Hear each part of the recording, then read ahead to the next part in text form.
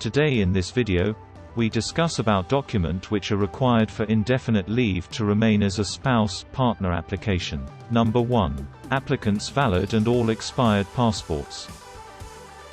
Passport आपके valid होने चाहिए 6 महीने से उसको ज़्यादा वैलिड होना चाहिए, क्योंकि अगर 6 महीने से कम वैलिड होगा तो आपके लिए मसला हो सकता है। मैंने जब पासपोर्ट में मेरा वीज़ा आया था, जब मैंने पासपोर्ट जमा करवाने के लिए गया था, स्टैंप लगवाने के लिए वीज़ा के लिए, तो पासपोर्ट वाले ने मुझे बोला था आपका वीज़ा आ गया है, लेकिन आपके पासपोर्ट की वैलिड जो है वो 6 महीने से कम है।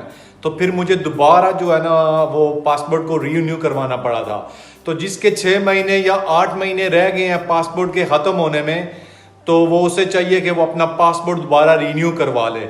उसमें बहुत है, क्योंकि 6 महीने रह जाएंगे, अगर एग्जाम्पल है, क्योंकि अभी काफ़ी लोगों को वो 4 महीने 5 महीने 6 महीने में जवाब आ रहा है, तो वो हो सकता है अगर किसी का 6 महीने में जवाब आता है, पासपोर्ट एक्सपायर हो जाए, तो फिर दोबारा उसको वो भेजें जी, दोबारा पासपोर्ट रीन्यू करवा के दोबारा भेजो, फिर वो टाइम ज़्यादा लग जाएगा। तो जिसके 6 महीने से कम रह गए हैं या ज़्यादा रह गए हैं, मतलब 8 महीने 9 महीने, उसे चाहिए कि वो अपना पासपोर्ट दोबारा रीन्यू कर ले। जो पहला पॉइंट है कि जिसका पासपोर्ट वैलिड होना चाहिए, वो ये उसकी सारी डिटेल है।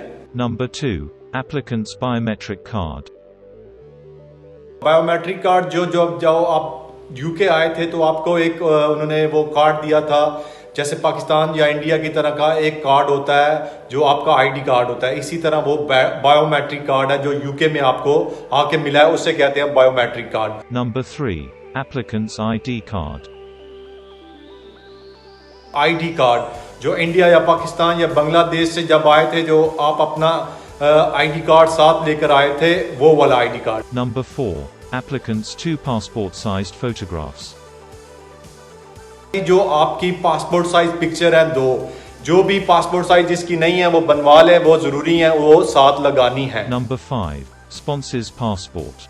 स्पॉन्सर पासपोर्ट, जो आपका स्पॉन्सर है, वाइफ है या हस्बैंड है, जो यूके में है, ब्रिटिश पासपोर्ट है जिसके पास, जिसके वीजा पे आप आए हैं, वो वाला स्पॉन्सर का passport. Number 6. Sponsors passport sized photograph X1.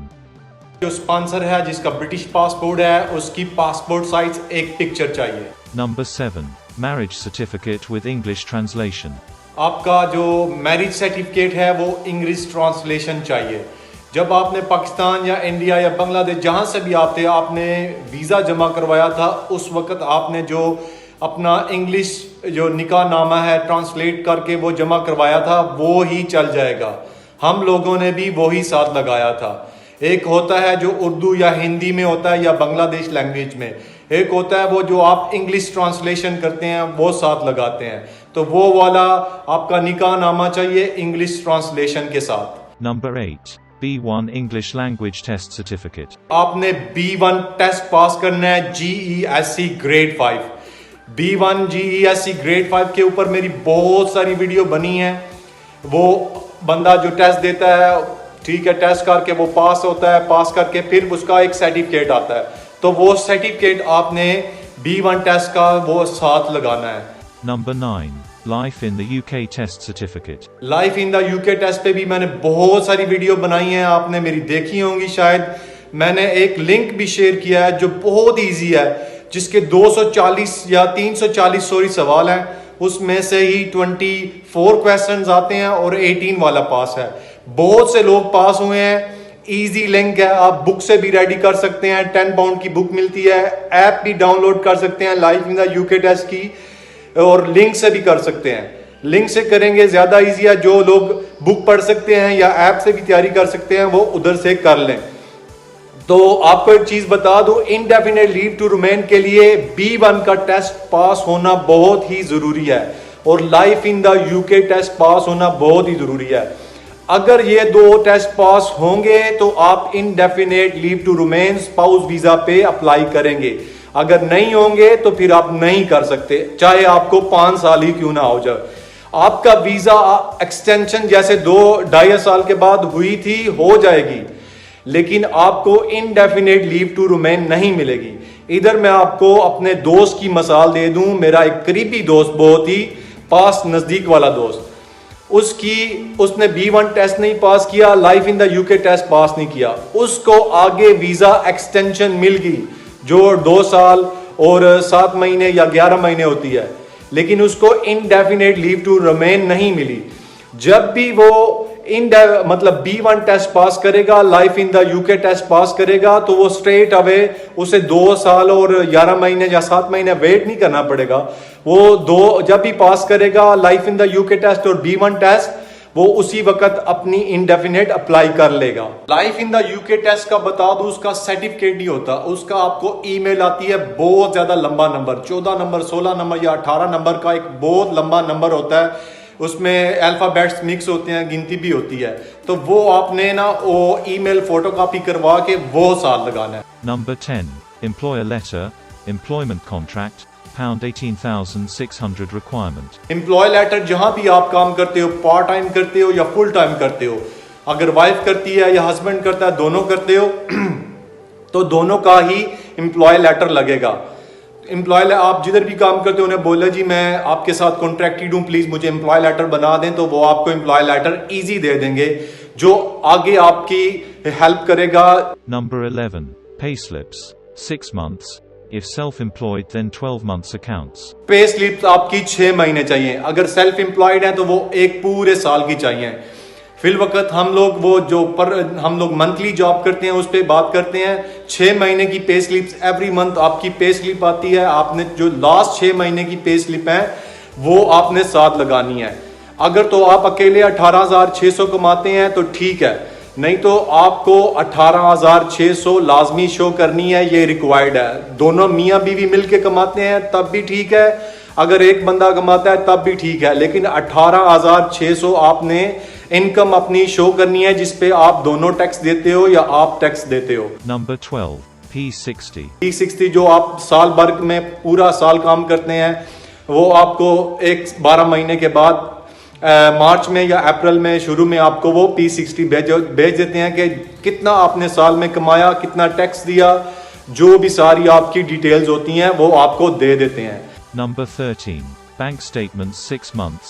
If self-employed, 12 months. जो आपका अकाउंट तो सबका ही खुला होता है, सबकी बैंक स्टेटमेंट्स घर में भी आती हैं, और अगर घर में किसी की गुम भी जाती है तो वो बैंक वालों को आप कॉल करें या जाके बताएं जी मुझे पिछले 6 महीने की बैंक स्टेटमेंट्स चाहिए, तो वो आपको इजीली मिल जाएंगी। Number 14. If you have any children, their passport and birth certificates. अगर आपके बच्चे हैं तो उनका ब्रिटिश पासपोर्ट और जो उनका बर्थ सर्टिफिकेट है जो यूके में मिला था वो साथ लगाने हैं। जिनके बच्चे हैं वो जो दोनों चीजें साथ लगाएंगे, जिनके नहीं है वो नहीं लगाएंगे। Number 15.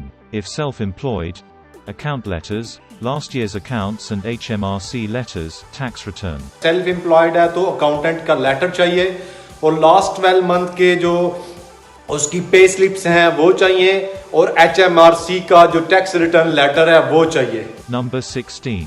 Copy of land registry or tenancy agreement. अगर आपका अपना घर है तो उसकी जो घर की फोटो कॉपी या रजिस्ट्री की वो साथ लगेगी। Number 17. If property is owned by a third party, a copy of their passport and a letter confirm you are residing there. अगर आप किसी के साथ रहते हो, आंटी या बहन के साथ या किसी के साथ भी रहते हो, वो आपको एक लेटर लिख के देगी कि ये मेरे साथ रहता है या रहती है, इसका सारे जो भी है वो मैं ये अखराजात उठाती हूँ जो मेरे साथ रहती है। एक रूम दिया हुआ आपको, ये सारा उसमें आपने वो आपको अकाउंटेंट बता देगा, जो भी सोलिसिटर है आपको बता देगा कि उसमें क्या लिखना है। अगर थर्ड पार्टी जो है वो ऑनर है पार्टी की, तो उनके पासपोर्ट चाहिए और उनका लेटर चाहिए कि हाँ जी ये हमारे साथ रहते हैं। Number 18.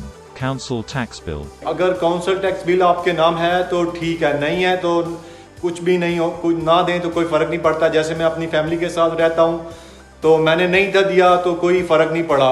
Number 19. Other bills, gas, electric, water, phone. Other bill जैसे गैस है, बिजली है, पानी है, फोन है, तो पानी का बिल मेरे नाम था, टीवी का बिल मेरे नाम था, तो इस तरह के जो भी इलेक्ट्रिक गैस मेरे नाम थी तो वो मैंने दे दिए थे। लेकिन काउंसिल टैक्स मेरे नाम नहीं था, फैमिली के नाम था, तो कोई इश्यू नहीं हुआ, इजीली अल्हम्दुलिल्लाह इंडेफिनेट हो गई थी। तो काउंसिल टैक्स बिल अगर है तो ठीक है, साथ भेज देना है, ज़रूरी है, मतलब साथ लग जाए तो अच्छा है, नहीं है तो कोई इशू नहीं है। लेकिन आपके बिल एक दो बिल आपके नाम होने चाहिए, जैसे पानी हो गया, बिजली हो गया, गैस हो गया या फ़ोन हो गया, जिससे ये पता चले कि आप उसी घर में रहते हो। तो इससे ये होगा कि आपको वो जो आपका एड्रेस है उससे उसके साथ मैच करेगा और आपका वीज़ा लगने में आसानी होगी। Number 20. Other documents with name and address, jointly and in separate names, at least these. ये तो डॉक्यूमेंट्स का बता दूं, जैसे मैंने पहले आपको बताया कि पानी, बिजली, गैस कोई भी बिल आपके नाम होना चाहिए। इसी तरह कोई भी डॉक्टर का जो लेटर है, जो काउंसिल का जो लेटर है, या दूसरा कोई भी लेटर आपके नाम आता है, जैसे आपको शॉपिंग वगैरह करते हैं वो कोई आता है, जैसे चैरिटी वगैरह करते हैं वो कोई आता है, वो भी आपने साथ लगा देना है, क्योंकि वो आपका एक किस्म का सबूत हो जाता है कि इसी एड्रेस पे इस नाम के इस बंदे के जो है वो आ रहे हैं, लेटर्स वगैरह आ रहे हैं। Number 21. If previously married, bring previous marriage certificate and divorce papers. अगर आपकी पहली शादी हुई थी तो डिवोर्स हो गया तो उसका वो मैरिज सर्टिफिकेट, उसके जो डिवोर्स के डॉक्यूमेंट्स हैं। Number 22. If your partner has a British nationality certificate, please provide this. तो ये थे सारे जी मेन डॉक्यूमेंट्स जो आपने देने हैं, और मैंने आपको थोड़ा इजी करके बता दिया, समझा दिया कि ये सारे डॉक्यूमेंट्स चाहिए होंगे। और इसके अलावा अगर कोई भी आपका सवाल है तो आप मुझसे सवाल कर सकते हैं। मैं हमेशा कमेंट्स में जितने भी लोग मुझे सवाल करते हैं मैं जवाब कोशिश करता हूँ दूँ, क्योंकि जो मेरे साथ मेरा एक्सपीरियंस है मैं वो आपको आंसर करता हूँ। मैंने आपको पहले भी वीडियो में बताया कि मैं सोलिसिटर तो नहीं हूँ, ना ही मैं कोई लॉयर हूँ। मैं जो वो बताता हूँ जो मेरा एक्सपीरियंस है या जो मेरे साथ हुआ है, जो मैंने किया है, जिसकी वजह से मुझे फ़ायदा हुआ है।